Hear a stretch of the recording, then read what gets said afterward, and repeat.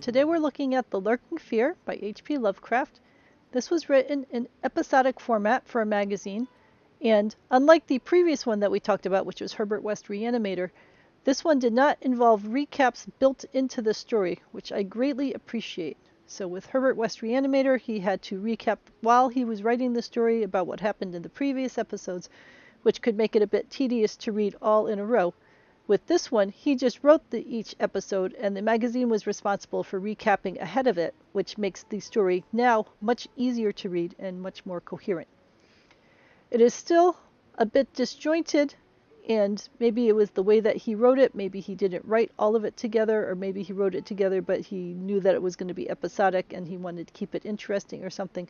But I greatly prefer the stories that he wrote simply as standalone stories compared with both of these stories so far that are episodic stories where the pieces don't quite flow together as well. And there's a couple of other issues I have with this story. But I decided I was going to do this full story start to finish as one piece rather than break it up into the separate episodes, because the recap nature of it didn't mean that it was as disconnected as the other one previously.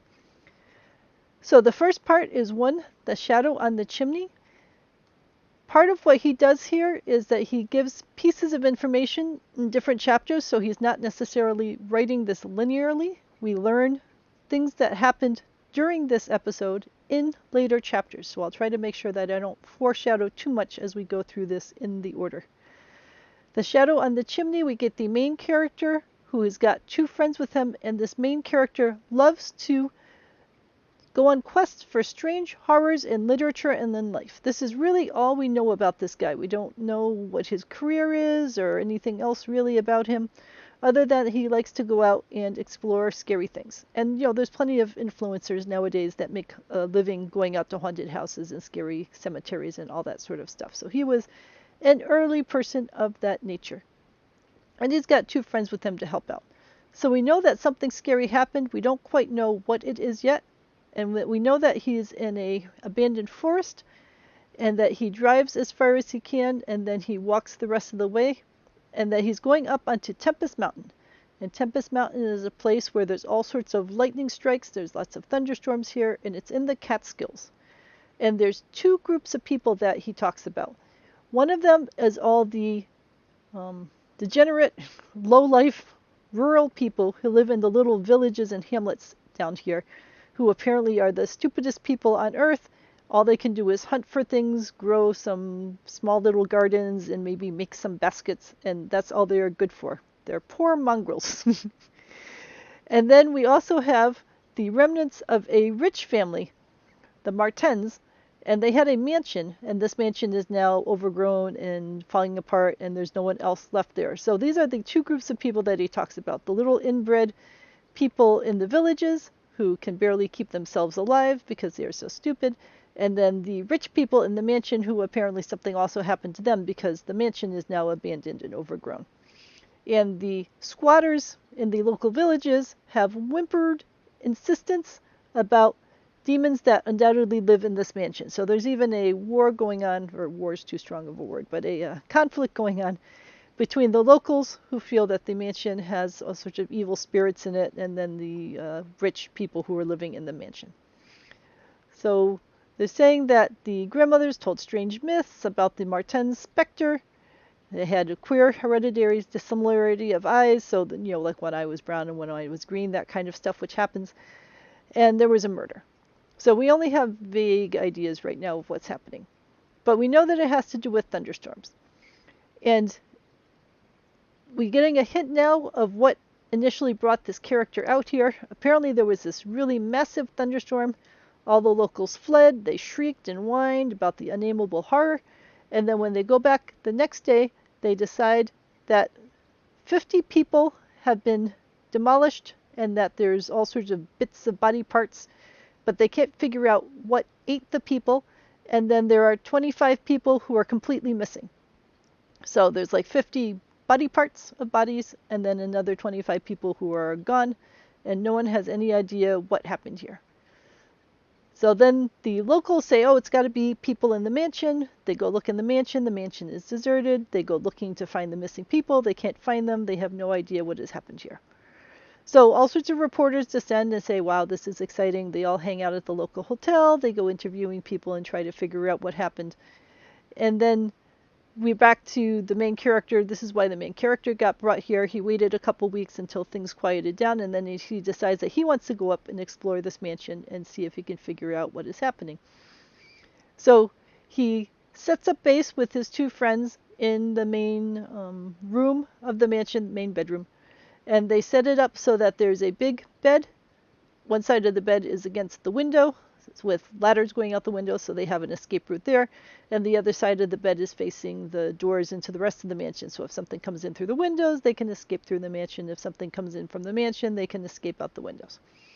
And the main character sleeps in the middle. And there's all sorts of thunderstorms, and they can't stay awake even though there's thunderstorms, so they end up falling asleep. He has these nightmares. There's like an arm across his chest. And then all of a sudden he wakes up and he realizes that both of his friends are completely missing. There's no sign of blood or anything else. They're just gone. And he doesn't know what had an arm across him. They assumed it was his friend. And it turns out it must have been the monster creature. A blasphemous abnormality from hell's nethermost craters. Nameless, shapeless abomination, which no mind could fully grasp and no pen even partly describe. So throughout this story, he's giving like these long, intricate, multi adjective full descriptions, but for this particular creature, he couldn't possibly describe it, which is, just the way Lovecraft liked to write. So that's where we leave the first part. We leave the first part after a slaughter, and then him trying to figure out what's happening in the mansion, and then two of his friends vanish without a trace, and he sees a monster. So, part 2, A Passer in the Storm. So he's traumatized by this event. He doesn't know how he got back to the hotel, really. He doesn't know what happened to his friends. How come they took the friends on either side of him? If something was coming in through the window, they should have gone through him, his friend, and then him to get to the other friend. And if something was coming in from the doorways, they should have gone through the other friend and then him in the middle. But somehow he was left alone and safe. So he decides that he has to tell someone. And he tells one of the remaining journalists, Arthur Munro. And the journalist believes him, which is unusual in these Lovecraft stories. And he decides that he's going to help him. And they go around interviewing all the locals and doing research on all the local towns and everything else. They decide that it has to do with the thunder and lightning, which people pretty much knew. It has to do with being during the daytime, or not daytime, during the summertime, being at night. And they're worried because now it's getting to the middle of October and they haven't tracked it down yet. And they're worried once winter comes that they're going to have to wait until next spring to be able to try to figure this out. So they find the hamlet where the previous slaughter had happened, and they go looking all over the hamlet, trying to see if they can find some clues. They can't find anything. And then while they're looking all over the hamlet, a giant thunderstorm starts coming in. And they get a couple of the little locals to help them to see if they can find anything. They don't find anything, but they have to hunker down because the lightning storm is so bad. And while they're hunkered down in the house, there's all sorts of lightning and noises. And then his friend, the reporter friend, sticks his head out the window to see if he can see anything, and he just sits there staring out the window. So finally things start to calm down, and the main character goes out to take a look around and sees that there's lots of mud and pools of water and stuff. And then as he goes around to check on his friend, he realizes that his friend is actually dead, that the guy who was sticking his face out the window had died there, and that his face was chewed off. There was no longer a face. So that part's, a little creepy, that this guy was just sticking his head out the window to look around, and that somehow he got eaten, but eaten in a way that his body stayed completely still, and he didn't make any real noise, and they didn't realize that he was dead. So that's how the second episode ends. That's a pretty good cliffhanger. Part 3, what the red glare meant. So now this main character has had two of his friends completely vanish, and had a third reporter friend, which, a pretty new friend, but still a friend, get his face clawed off. So now he decides, the main character, that he's going to go digging up the grave of the mansion dweller who got murdered. And we hadn't really heard about the nature of this murder up until now, but we hear that the name of the guy is Jan Martens and that he was buried on the property. So we start to learn about the scary trees around, the garden whose walks and bed were polluted by a white fungus-fetid, overnourished vegetation that never saw full daylight. We are just diving into oodles of adjectives here, what some people call purple writing. So then we get the history lesson. I'm never keen on just history dumps here, even though it has lots of adjectives in here about wildest pandemonium. But the general sense of it is that people came from New Amsterdam back in the 1670s. They built this mansion. They decided they hated the rest of the world, and they just hunkered down and only married amongst themselves, making lots of blue-eyed, green-eyed, or whatever people that hid out in their mansion. And there was a young man in 1760 named Jan Martens, and he joined the colonial army, so he actually left the family and went out and saw other people. And he was only away for 6 years, but after coming back for 6 years, his family no longer trusted him because now he was an outsider. His family was all very angry with him. And a friend of his, of Jan's, got concerned when Jan stopped writing him. So Jan goes to the mansion, digs up the grave, and realizes that someone had, yes indeed, murdered his friend. And there wasn't any evidence as to who, so they couldn't take any real action, but certainly the rest of the neighborhood said, all right, these guys are crazy murderers, and we should not deal with them. So they were cut off from local society. No one would treat with them. And up to 1810, there were some lights there, but then even after that, there were no lights at all. So no one knew what happened to them. And about 10 years later, they go out to take a look, and they can't find anyone there. The place is just abandoned. It's in ruins. The people have moved away somehow. And there were no skeletons. So they assumed that everyone moved away and tried to find somewhere else that was maybe even more remote. So in the meantime, the main character is digging and digging at this coffin. They dig it up, but there's nothing in it because it's, hundreds of years past when the guy died. So he keeps digging because he's just like obsessed now. And he realizes that there's tunnels underneath where the coffin had been. And he decides that he's going to start going down one of these tunnels. And they're not giant tunnels. They're like little, you have to wiggle through them kinds of tunnels. So now he is wiggling through a tunnel underneath a gravesite without a really functional lamp. He barely could see a functional lamp. And we've got that he's lost in infinitely abysmal earth, pawing, twisting, wheezing, scrambling madly through sunken convolutions of immemorial blackness without an idea of time, safety, direction, or definite object. He's like a mole or a grub. So I think I like Lovecraft stories which involve more plotline and not just piles upon piles of adjectives trying to create a feeling. But this is still early, and he was trying to make a living selling things to local magazines. So maybe he figured the more adjectives he threw in here, the more he could fill up the story without having to actually write more plotline. So he finally gets to a space where he sees eyes and a claw. And then all of a sudden there's thunder clattering, the things are collapsing, sheet lightnings, and he realizes that in a hamlet 20 miles away, there's been some sort of an attack, and something there was killed too. So in front of him, the earth caved in on something with claws and eyes, and also in a hamlet 20 miles away, something got burned up in a house. So there's at least two things now. So now the plot is thickening, as they say. It's not just one creature, but there's at least two creatures involved in this. And we think that both of these two creatures have just been killed, but we don't have a sense of whether that's the entire problem or if this is just the start of the problem. I'm not sure about the cliffhanger here. All it's really saying is that the thing in the squatter's house died in the fire, and the thing in front of him probably died in the cave-in. That doesn't seem very climactic. I think it'd be better if we had a sense that there were more things, not just, oh, the problem's over, we've killed the two things that are causing us trouble. On we go to part 4, the horror in the eyes. So now we are just leaning in on adjectives of virtual convulsions of fright, The grinning chasm of ness. The death is leering from every inch of the poisonous soul.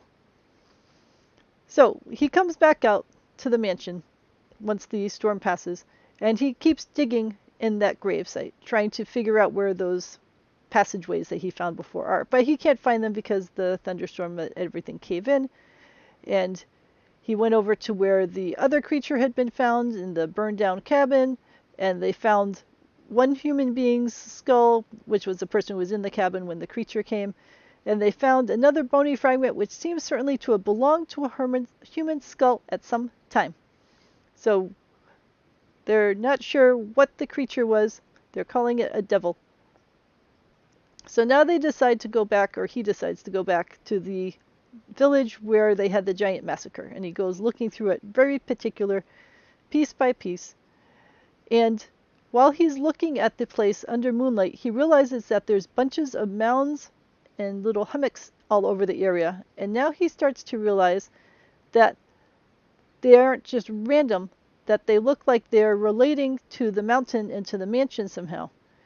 And it says that before I knew it, I was uttering frenzied and disjointed words to myself. My God, molehills! The damn place must be honeycombed! How many? That night at the mansion, they took Bennett and Toby first, on either side of it, on each side of us.